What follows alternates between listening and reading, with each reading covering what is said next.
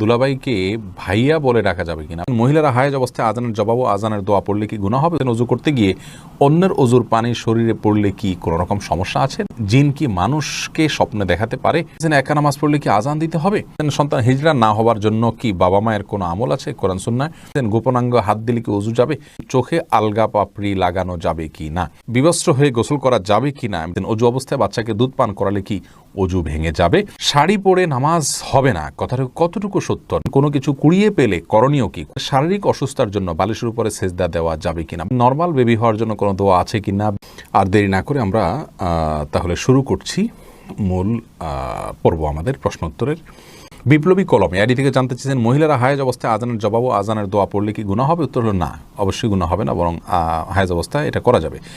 তাসফির আহমেদ রাব্বি জানতেছেন, একা নামাজ পড়লে কি আজান দিতে হবে?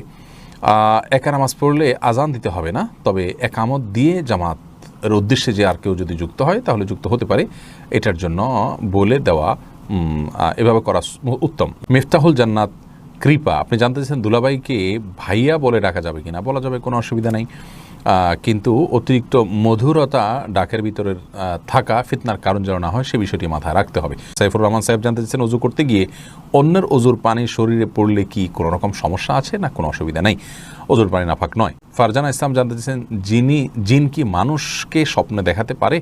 না, জিন মানুষকে স্বপ্ন দেখাতে পারে না, তবে হ্যাঁ, জিন মানুষের মধ্যে প্রভাব বিস্তার করতে পারে এবং দুষ্ট জিন বা শয়তান যারা, তারা স্বপ্নে মানুষকে আপনার বিভিন্ন বিষয় দিয়ে ভয় দেখাতে পারে। এরপর এই না যে মানুষের সমস্ত স্বপ্ন তারা কন্ট্রোল করে। হ্যাঁ, কোনো কোনো ক্ষেত্রে মানুষের মধ্যে তারা প্রভাব বিস্তার করতে পারে এবং যার ফলে মানুষ কিন্তু স্বপ্নে ভয় পায়। এগুলো শয়তানের তরফ থেকে হয় অনেক সময় এবং হাদিসে এই ধরনের বর্ণনা রয়েছে। মিফতাহুল জান্নাত কৃপা অন্ধকারে নামাজ পড়া যাবে কি নিষেধ? অন্ধকারে নামাজ পড়া নিষেধ নয়, তবে এত বেশি অন্ধকার যদি হয় যে সেজদার রুকুর জায়গা দেখা না যায় তাহলে মাকরুহ বলেছেন অনেক উলামা একরাম, তবে হারাম হবে না এবং নামাজ হয়ে যাবে। সিদ্দিকুল্লাহ আপনি জানতে চেয়েছেন, আমি যদি পেশাব করি তখন পেশাব ক্লিয়ার করার পরেও আমার পেশাব এক বা দুই ফোঁটা পড়ে যায়, সেক্ষেত্রে আমার ওযু এবং নামাজে বেশি সমস্যা হচ্ছে বেশ কিছুদিন ধরে, এ থেকে পরিত্রাণের উপায় বললে আমি খুবই উপকৃত হতাম। পেশাব ক্লিয়ার হওয়ার পর এক দুই ফোঁটা পড়লে আপনাকে অপেক্ষা করতে হবে যতক্ষণ না পেশাবের ধারা বন্ধ হয়ে যায়, তারপরে আপনি ওযু করতে যাবেন। এটা হলো আপনার জন্য করণীয়। আর যদি এটা বন্ধ না হয়, কন্টিনিউয়াসলি চলতেই থাকে, তাহলে প্রত্যেক ওয়াক্তে আপনাকে আলাদা করে ওযু করতে হবে। এরপরে নাজমিন নাহান নিতু জানতেছেন, চুন এবং সুপারি দিয়ে পান খাওয়া কি হারাম? প্রথম কথা হলো যে সুপারি খুবই ক্ষতিকর এবং ইতিমধ্যে আমরা জানি এটাকে গুপ্ত ঘাতক বা বিষ বলা হয়েছে, বিভিন্ন গণমাধ্যমে উঠে এসছে, গবেষকরা এরকম জানিয়েছেন। তো যে জিনিস স্বাস্থ্যের জন্য ক্ষতিকর সেটা খাওয়া জায়েজ নেই। আল্লাহ রাব্বুল আলামিন বলেছেন, লা তুলকু বিআইদিকুম ইলা তাহলুকা, তোমরা নিজেদেরকে ধ্বংসের দিকে ঠেলে দিও না।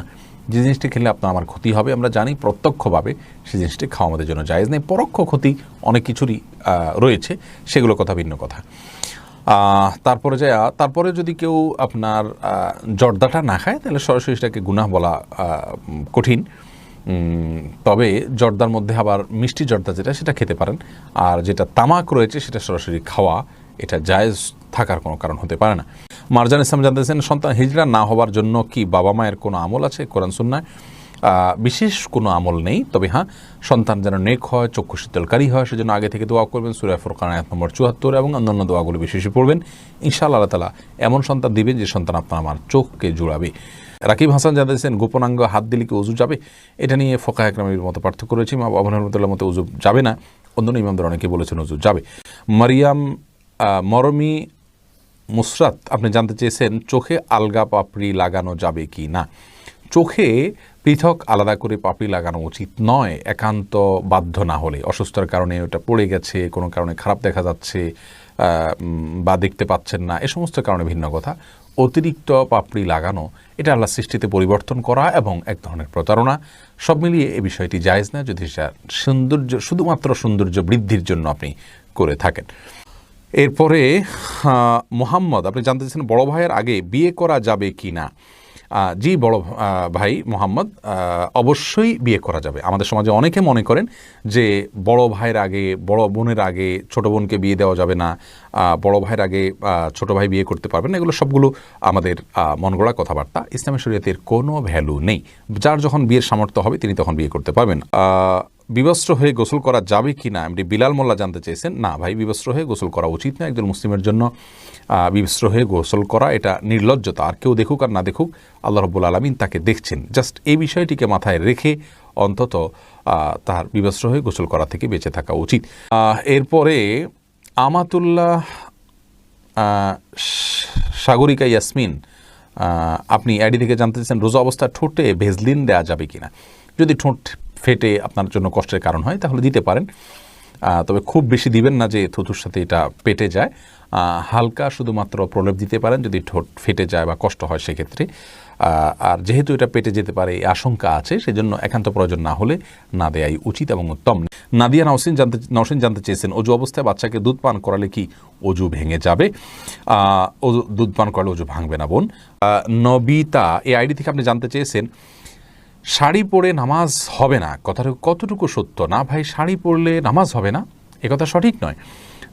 নামাজের সাথে কোন পোশাক পরে আপনি সালাত আদায় করছেন তার সম্পর্ক নয়। আপনি সালাত আদায় করার সময় সতর ঢাকছেন কিনা এটা হলো মূল বিষয়। এক সময় আমরা ছোটোবেলা দেখতাম যে মা চাচিরা সাদা কাপড় পরে সালাত আদায় করতেন এবং এটাকে নামাজের কাপড় বলে মানুষ আলাদা নাম দিত। সে সমস্ত কাপড় সুতির থাকতো, অনেক পাতলা থাকতো, হাতের গোছাইতে দেখা যেত। এরকম যদি হয় তাহলে সেক্ষেত্রে সেটা নিয়ে নামাজের প্রশ্ন তোলা যেতে পারে। আর শুধু শাড়ি পরলে গলা, কাঁধ ইত্যাদি যে জায়গাগুলো ঢাকা উচিত নামাজের মধ্যে সেগুলো ঢাকা যায় না, হাতের গোছা ইত্যাদি দেখা যায়। তো এই কারণে শুধু শাড়ি পরে নামাজ পড়লে নামাজ হওয়াটা কঠিন। যদি কেউ সিপটিপিন দিয়ে আটকিয়ে তার যা কোনো অঙ্গ প্রত্যঙ্গ দেখা যাবে না, সতর ঢাকার যে মুখমণ্ডল এবং দুই হাতের কবজি ছাড়া পুরো শরীর যে ঢাকতে হয় সেটা যদি তিনি ঢাকতে পারেন, মাথার চুল দেখা যাবে না, কপাল এর চুলের অংশ দেখা যাবে না, কোনো কিছু, এটা যদি তিনি নিশ্চিত করতে পারেন, কান ইত্যাদি দেখা যাবে না, তাহলে সেক্ষেত্রে অবশ্যই তার জন্য জায়েজ হবে। কিন্তু এটা কঠিন, এই জন্য শাড়ি পরলে তার উপর দিয়ে আরেকটা বড় ওড়না দিয়ে ঢেকে তারপর সালাত আদায় করাই হলো নিরাপদ। ফয়সাল হোসেন জানতে চেয়েছেন কোনো কিছু কুড়িয়ে পেলে করণীয় কি? কুড়িয়ে পেলে যদি খুব হালকা পাতলা ছোটোখাটো কোনো 5-10 টাকা হয় এমন জিনিস যেটা কেউ খুঁজে বেড়াবে না, তাহলে সেটা তিনি চাইলে নিজে ভোগ করতে পারেন। যদি গরিব হন তাহলে কাউকে দানও করে দিতে পারেন, নিজেও খেতে পারেন, অসুবিধা নেই। আর যদি অনেক বেশি মূল্যবান কিছু হয় তাহলে সেটা অবশ্যই মালিককে খুঁজে তারপরে বের করে ফেরত দেওয়ার উদ্যোগ নিতে হবে। সেটা যদি করা না যায় তাহলে সেক্ষেত্রে তিনি চেষ্টা করবেন যাতে কোনো গরিব বা অভাবী মানুষকে দেওয়ার। আর তিনি নিজে যদি গরিব অভাবী হন, জাকাত খাওয়ার হকদার হন, অভাবী মানুষ হন, তাহলে সেক্ষেত্রে তিনি নিজেও তিনি ভোগ করতে পারবেন। মিতা নাহিদা বোন, আপনি জানতে চেয়েছেন নর্মাল বেবি হওয়ার জন্য কোনো দোয়া আছে কি না? বিশেষ কোনো দোয়া নাই, তবে আল্লাহর রাব্বুল আলামিনের কাছে গর্ভাবস্থায় আল্লাহর কাছে দোয়া করবেন সাধারণভাবে, আল্লাহ আপনি আমার এই বিষয়টিকে আপনি সহজ করে দিন, গর্ভ খালাস হওয়াটাকে আল্লাহ তাআলা আপনি আসান করে দিন, বড় কোনো পরীক্ষা ফেলবেন না। সাধারণভাবে আল্লাহর কাছে আপনি দোয়া করতে থাকবেন, সাদাকা করতে থাকবেন, দুরূদ পড়তে থাকবেন, ইস্তিগফার করতে থাকবেন, দোয়া ইউনুস পড়ে দোয়া করতে থাকবেন ইনশাআল্লাহ। নীরব অভিমান সাকিব, আপনি আইডি থেকে জানতেছেন চেয়ারে বসে নামাজ পড়লে কি নামাজ হবে? চেয়ারে বসে নামাজ পড়লে নামাজ হবে শর্ত সাপেক্ষে। যদি তিনি রুকু এবং সিজদা করতে পারছেন না তাহলে চেয়ারে বসেই সারা রুকু করছেন, এটুকু তার জন্য করা জায়েজ হবে। যদি তিনি রুকু সিজদা করতে চান, তার কোনো রোগ স্থায়ী হয়ে যাবে, কোনো অঙ্গহানি হয়ে যাবে, মৃত্যু হয়ে যাবে, অসহনীয় কষ্ট হবে, তাহলে সেক্ষেত্রে তার জন্য এটা জায়েজ রয়েছে। সামান্য একটু ব্যথা, কোমর ব্যথা, পিঠে ব্যথা, সামান্য একটু শারীরিক কষ্ট হচ্ছে, এর উপরে ভিত্তি করে চেয়ারে নামাজ পড়লে নামাজ হবে না। রত্না আফরোজ, আপনি জানতে চেয়েছেন শারীরিক অসুস্থতার জন্য বালিশের উপরে সেজদা দেওয়া যাবে কিনা? বালিশের উপরে কেন সেজদা দিতে যাবেন?